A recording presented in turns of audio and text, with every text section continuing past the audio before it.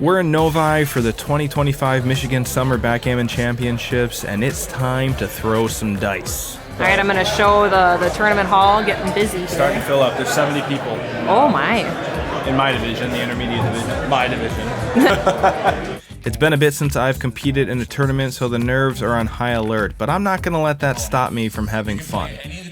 I've entered into the intermediate division, and I'm hopeful. The nerves are starting to kick in, as they always do. But, yeah, I don't know. Goal of the weekend is to just play my best and have fun. So, when you do that, you're winning. Yep. After finding my opponent and hitting up the refreshment bar because essential, and receiving a little good luck from my friend Laura, I am ready. I'm actually not ready at all because I like to get into my head at this point usually.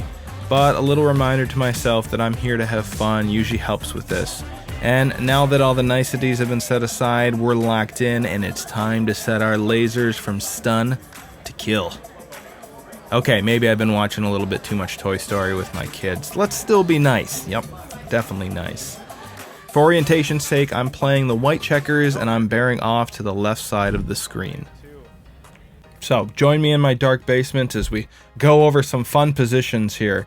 There might be some things that I get right or that I fail to think about, so if that is the case, let me know in the comments below. But remember, the whole point of this channel is to learn and to have fun, so keep it friendly. None of this, Jason, you idiot, why weren't you thinking about this or that? I just don't know if I could take that kind of rejection. Okay, I'm done with Toy Story, I promise. I promise, no more Toy Story for the remainder of this video. Okay, let's get into it. We're in game 1, match 1, and it's the 11th move, and I'm about to make my first cube blunder. I spend a grand total of 4 seconds to think about the cube, and onward I go. What a rookie. Well, it turns out XG says a negative 0.095 blunder for the no cube here. Hindsight is certainly 20/20 because it does make a lot of sense looking at it now. The race is currently 88 pips to my opponent and 89 pips to me, so I'm actually down 1 and it's a very close race. But I am on roll and I have her 5s and 6s blocked with great potential of closing her out. Gammon chances aren't great here, which means it's a great time to get the cube in and cash on the 1 point now before she can escape and win the race. We can't give her that opportunity. But of course, I'm not going to do that here. I roll a 6-3 and point on head, and now it's feeling a bit too good to double, but with her 6-1 response, the cube has got to be turned. And XG says it's a double pass. Haha, victory. At least I got that one right. Fast forward a few games and an accidental bump in the camera when we took a quick break. Nobody likes overexposed footage, and I definitely don't, so I apologize for that. But anyways, we're sitting at 4 to me and 2 to my opponent, or 5 away, 7 away. I roll double 2s from the bar, making my first 2 a mandatory play. But what do I do with the other 3? It's a great question, and hitting my opponent on my 7 has got to be the second 2. And it's at this point that I lock into the potentially bad idea of making a 4' for containment. The part I fail to understand here is that containment isn't going to do me any good if my opponent makes an advanced anchor on my 4 point. Not to mention the old adage of 2 on the bar is better by far. You know, it's almost always right, so pay attention to that one. So I go on to make the biggest blunder of the match, a whopping negative 0.403. It's a big one. It's a big one, and it did hurt a little bit. Other than the facts I've already stated here, XG says that with my blunder play, my gammon chances are 27%, which isn't terrible by any means. If I make the correct play, however, my gammon chances are 46%. Bit of a difference there, and a bit of a huge difference, especially considering that the cube is in play. This one definitely hurts a little bit, but what are you going to do? Unfortunately, this game de-evolves into a recue from my opponent, which I have to drop. The drop is correct, but it leaves me wondering what might have been here. Now we come to a position that I'm still kicking myself over. The score is 5 to me and 8 to my opponent, or 4 away, 1 away. We're post-Crawford, and I've been battling back, and I've got a little pep in my step. Things are looking up, one might say. But then I get careless. Let's just watch it happen. Yep. Let's see it one more time, just for good measure. It's tragic. If you haven't seen my blunder here, it's the hit and rip, playing 5 to 1 and hitting, and then pulling the 1 is the correct move.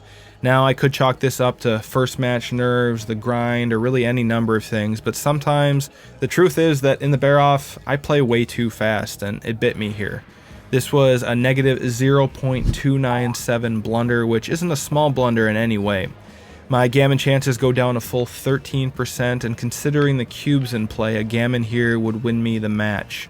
I'd like to think I won't be making blunders like this anymore in the future, but time will indeed tell. I end up going one more game after this. It comes down to DMP, and I end up losing the match in an extremely close race. Thankfully, I have Michael Messick there after the fact to wipe away my tears, and to give me some pointers, which I gladly take.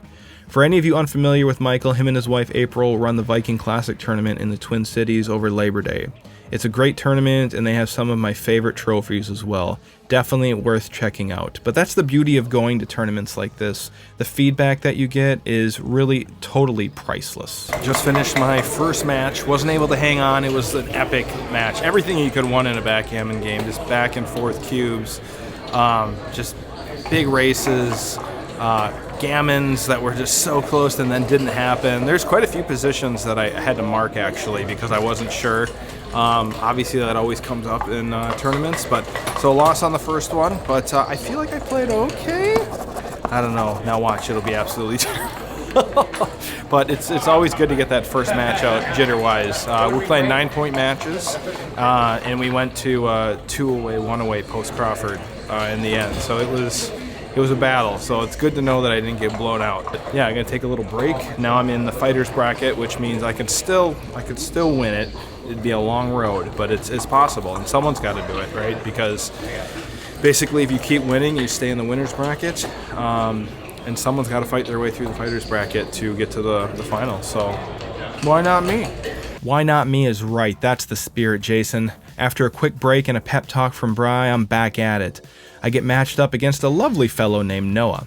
I'm gonna be honest, we spent half the match talking about Lord of the Rings and nerdy stuff, so that was the real win of the match right there. That's one of the things I truly love about the intermediate division. It's competitive enough to be a ton of fun, but it can still be casual enough at times for things like this to happen. Okay, back to backgammon. Okay, things are chugging along. We're talking about the One Ring, the Battle of Helm's Deep, and why they didn't just fly to Mordor. And before I know it, it's 0 to me and 3 elven rings to my opponent. Or 9 away, 6 away. There's been a few blunders leading up to this, but it's at this point I roll double sixes. Or boxes, as the cool kids say. I immediately think about making my opponent's bar point and making a 5 prime. Epic, right? Right? That'd be great. But what do you do with the last 6 is the question. I casually think about playing 8 to 2, but quickly realize that is indeed a terrible idea. Why have a 4 prime when you can have a 5 prime, am I right? And it's back to go. The head scratching begins. All 4 down from the mid? That can't be right, can it? I hit the clock and make a blunder. A negative 0.15 blunder to be exact. The midpoint is a valuable asset, that's for sure. So much so that I can have trouble realizing when it's time to give it up, and that's exactly what happened in this position. My initial gut reaction here was the right play. Make my opponent's bar and bring 3 down from my mid, leaving my opponent 1s and 6-3 to hit.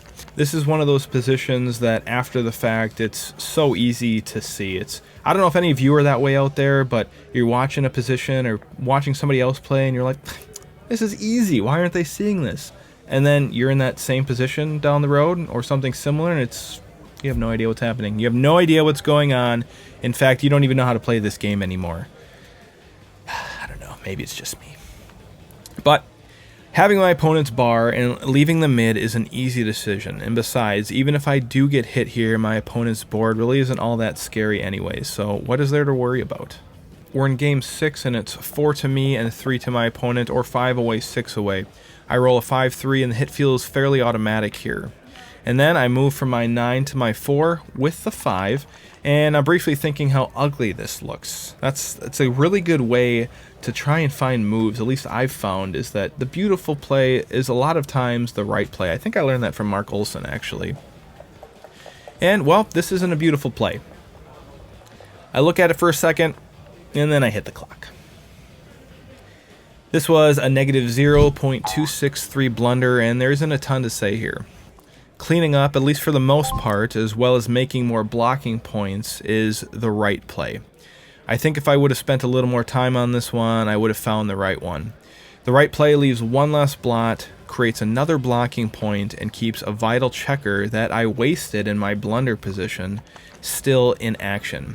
I think the biggest takeaway here is that if something feels off, take more time to explore it. I remember thinking in this moment, this does not look pretty.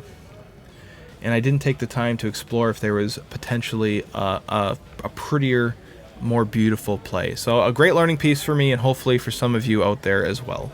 A few shakes later, and I am facing this position. My opponent has a rock-solid board with his 5' with 5 checkers back. I, meanwhile, am quite volatile, but I am ahead by 46 pips in the race, which is good. These types of back games are definitely a weakness of mine, so what should I do here? Redouble, obviously. Now, I know what you're thinking. Jason, what in the actual expletive were you thinking here? And, well, you know, I'm an intermediate player. That's the main thing. That's the main thing. But there's been a lot of times when I am playing and I just get this little, like, in the back of my head, like, you should redouble here. And a lot of times I ignore it. This time I wasn't going to ignore it, but just like the OG ring bearers, I was deceived. I indeed was deceived. Well, we're just uneducated in this position. This was a negative 0.46 redouble blunder, which I think might have been the biggest of the weekend, but we'll find out. A doozy to say the least. So, let's learn from this, shall we? Or maybe you don't need to learn from it at all because you're like, this is terrible, I would never do this, there's nothing to learn here because it's bad. But I'm going to learn, so you can join me if you'd like. So, as I said earlier, I am quite volatile, so although it might look like I have a lot of builders to create something special here, it's very unlikely I'll clean up all of them, and very likely my opponent will hit me with a fly shot, trapping me behind his beautiful, beautiful 5'. Even if I do clean up, it's also likely he will create another anchor in my home board, making things dicey in a hurry. He has quite a bit of timing, whereas I really don't have much of that at all. Oh yeah, he has my 5 point. Did we look at this, Jason? Did we look at this? Did we look at it? I don't think we did. It's not good. Not good at all. This one was indeed a massive blunder. You know, processing through this position has been quite helpful for me for positions going forward. And really just take the time. Slow down. There's no hurry. I have time on my clock. Just breathe. Just breathe. Yes, you're getting that itch in the back of your head. Maybe you should double here. Maybe it's right. Maybe it's wrong. Evaluate it. So at the very least, I'm quite thankful for this epic fail for that reason alone. So onward and upward. And speaking of upward, this game elevates to an 8 cube, which I take, and it turns into a fun race. One that I unfortunately lose. But hey, I made a new friend, we talked about Lord of the Rings and other nerdy stuff, so that's a win if you ask me. So tell me, how'd it go? Not good. Not good. 0-2, we're done for the day already. All right. Tomorrow, there's the fighter's bracket, essentially. Okay. And, yeah. So I basically, if I lose one more tomorrow, I'm out. But to cash, Ben was just telling me I have to go like 7-0 or something. Easy. Very doable. Just kidding. This last match was epic. For one, the guy was a big nerd like me. We were talking about Lord of the Rings half the time. So that's clearly why I lost. You know, just sidetracked by Lord of the Rings. It's always a bummer when you lose, but at the same time, it was fun. Like, I can't say I didn't have fun. I think I'm more bummed out about potential errors that I made than the fact that I lost. Because, I don't know, there's plenty of backgammon to still be played yet with this fun, this side with people and stuff, so. But yeah, onward and upward, maybe. And that brings us to day 2 of the main event. It's do or die. My next loss will officially kick me out of the tournament, so I need to perform, unlike yesterday. Well, I played okay yesterday, but I didn't win, so we need to win. Hopefully. So, it's with great trepidation that I found out I'll be playing Daniel Bluestone, who had just won intermediate in Los Angeles a few months back. My inner James monologued within me, telling me, "There's no need to worry about your opponent." As I was uttering those words through my head, we got the board ready, which was Daniel's board because he refused to play on any board that didn't have blue checkers. Something about his last name, I didn't get it. I am once again playing the white checkers and bearing off to the left of the screen. We're in game 2 and my opponent was able to gammon me on a 2 cube the first game, so we're sitting at 0 to me and 4 to my opponent, or 7 away, 3 away. Matches change to 7 pointers when you're bumped down to the fighter's bracket. So, I roll double 2s and my mind immediately goes to the book Backgammon Masterclass. A great read, by the way, for those of you who haven't read it. This position is a little different than the examples given in the book, but one of the sections by Mochi is about identifying what type of game plan you and your opponent are in. This is a blitz versus blitz of sorts, but I've survived the blitz by anchoring, and my opponent has as well by escaping from my home board. My initial thoughts here are that I want to escape any further aggression by playing 24 to 18 and 20 to 18. This is in fact a negative 0.081 blunder. It's not massive, but it is still a blunder. What I failed to think about was how far down in the race I am here, 46 pips to be exact, which means you usually want to hit. My blitz of sorts could still be alive in one way or another, so although making my opponent's bar is correct, using the last 3 2s to hit him on my own bar point is the correct play, while keeping my goalkeeper back on my opponent's 1. A little further along in game 2, we pick up a set of doubles, double 5s to be exact. And something you need to learn about me is I have a tendency to play my doubles a bit too fast. I also tend to keep my anchors together without thinking things fully through. Someone once told me when I first started backgammon tournaments that when playing doubles, play them one at a time. Even if it looks like you want to keep your anchors together, play them one at a time. I know the pros do it, they play it fast, it looks cool, it's wonderful, but I'm not a pro. So play them one at a time, and it's helpful. I don't do that here, and it's something I should probably start doing again. So as you can see here, in moving 2 checkers from my opponent's bar point to my midpoint, not only do I miss the fact that I can cover my 3-point in preparation for a hit, but I also give up extremely valuable contact that I desperately need right now, especially being so far behind in the race. 30 pips to be exact. Getting hit here really isn't something I need to worry about, and I make this blunder. The correct play being to cover my 3-point and give my opponent 6s. This is one of those fun positions that I wish I would have made the right play over the board, because it would have been so much more fun to play out from this position, at least for me. So a valuable lesson to slow down when playing doubles. In this position, I roll a 3-2. The score is 4 to me and 6 to my opponent, or 3 away, 1 away, post Crawford. The cube is turned, and this is actually one I'm going to throw your way. What's the right play here? Let me know in the comments down below, because I don't make the right play here. In fact, I make a negative 0.112 blunder on this one, and it's kind of left me scratching my head a little bit. I think I have my head wrapped around it, but let me know down below how you would play it, and I will give the correct play later on in the week after posting this video. So, let's chat about it. Ultimately, I end up losing this match and being knocked out of the tournament. A weekend of fun. Of course, some disappointment, but mostly just fun. One of the biggest things to learn when playing backgammon is that you're going to lose. A lot, in fact. That's all part of the game. Focus on having fun, making friends, and playing your best with the dice you're given, because that's all you can do. With that in mind, you'll never lose at backgammon. This was a bit of an experimental style, so if you enjoyed it, let me know in the comments. I focus mostly on my blunders here, but perhaps it would also be good to focus on areas where I struggled but made the right decision. But this wasn't a completely defeated weekend. I actually entered into a side event and I missed the championship match by losing in DMP. The player I lost to had just won intermediate a month prior, so it was really cool that I could stand toe-to-toe with a quality intermediate player. It was quite the confidence booster.